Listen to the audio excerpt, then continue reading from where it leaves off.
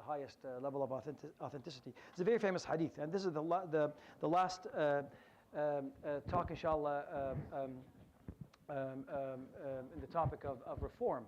And we already spoke about personal reform, and we said that it is the easiest way to do it, because you're self-serving, you're fixing yourself, and people like to do that. And then you have, the second is the family reform, and when you build your own family, the smallest building block of the community. And then after that, your community itself. After you have fixed yourself and your family, now you're building the community.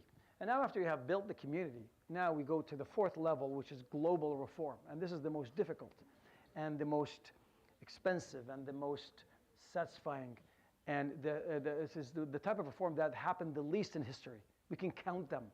Right? Maybe I don't know. Maybe if you read history, you'll notice that it didn't really happen. But there are signs before when it happens. There are signs before that. There are signs. You can see it. It's called in Arabic. It's called al-hasat. Things that you see that will make you think that this is happening. Yeah, and inshallah, the signs are happening. Inshallah. قال عن النعمان بن بشير رضي الله تعالى عنه وارضاه قال قال رسول الله صلى الله عليه وسلم مثل المؤمنين في توادهم وتراحمهم وتعاطفهم. That the similitude, the example of the believers, المؤمنين. And didn't say Muslimin. He said mu'mineen, those who have faith, but also they know what it means and they act upon it. In three things: in the way they love each other, في توادهم, وتراحمهم, and the way they show mercy and kindness towards each other, وتعاطفهم, and the way they show each other compassion and empathy. مثل الجسد إذا اشتكى منه عضو تداعى له باقي جسدي بالسهر والحمى. That is like the example of believers are like one body. One single body. Every single person of us is a cell in a big body of believers. That if one area of this body hurts, then everything else reacts to it. And this cannot be more fitting to these times, especially. You can see that we have a lot of limbs and a lot of body parts are aching and everything. And I don't know if everyone is reacting to in the right fashion. You can put your finger on anywhere on the map, and you'll find Muslims being persecuted, or in poverty, or in some sort of hardship. So this hadith is famous, but I like to understand it in this sense. Number one, it shows three things. Number one, it shows unity. This is it is the first sign of victory, unity.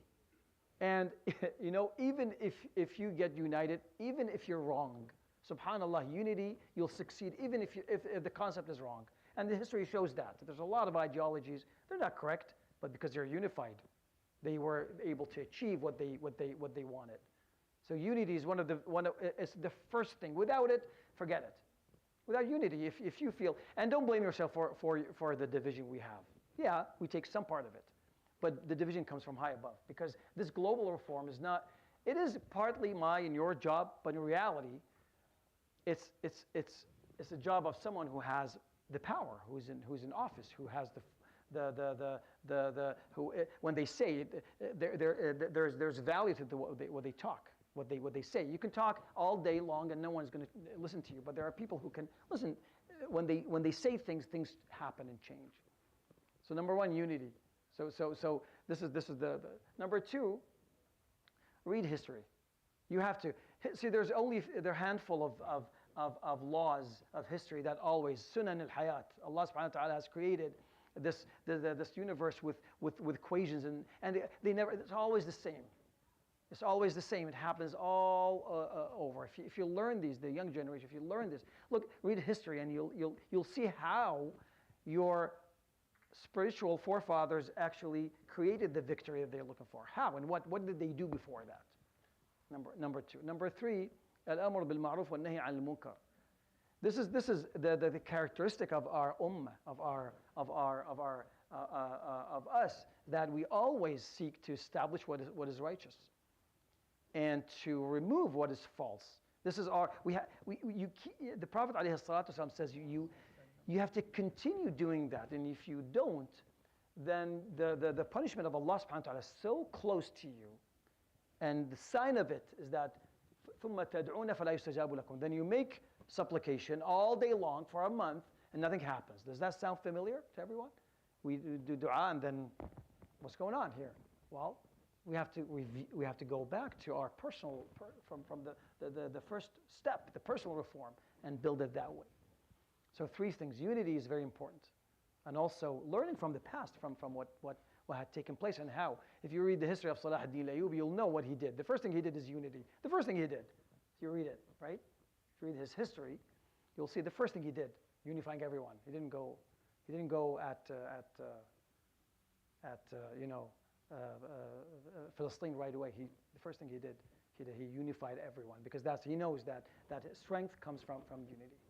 I hope this was of benefit. يروي الإمامان البخاري ومسلم كل في صحيحه بسند صحيح في الحديث المتفق على صحته عن النعمان بن بشير رضي الله تعالى عنه وارضاه قال رسول الله صلى الله عليه وسلم: مثل المؤمنين في تراحمهم في توادهم وتراحمهم وتعاطفهم كمثل الجسد الواحد إذا اشتكى منه عضو تداعى له سائر الجسد بالسهر والحمى. صدق رسول الله صلى الله عليه وسلم.